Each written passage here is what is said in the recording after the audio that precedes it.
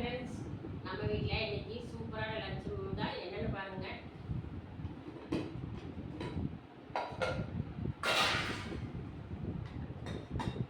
சூடான சாதம், white rice. அது பார்த்தீங்கன்னா இந்த கீரை சொல்லி ஆகணும். ஊர்லேருந்து கிராமத்துலேருந்து அம்மா பறிச்சுட்டு வந்தாங்க. இந்த கீரை அவ்வளோ சத்தானது. 4-5 கீரையை போட்டு செஞ்சுருக்கேன். அது வந்து ஒரு கீரையே ஒரு டேஸ்ட் நல்லாயிருக்கும். இதில் 4-5 கீரை கலவை கீரைன்னு சொல்லுவாங்க.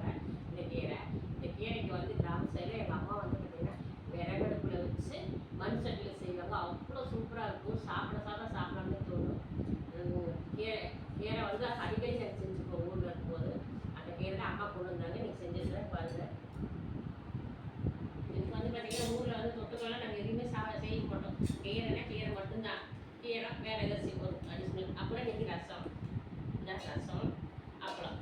இன்னைக்கு ஃப்ரெண்ட்ஸ்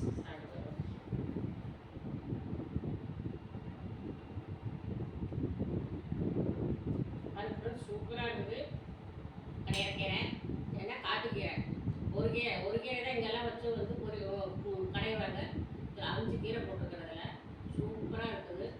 ஃப்ரெண்ட்ஸ் சாப்பிடலாம். நானும் சாப்பிட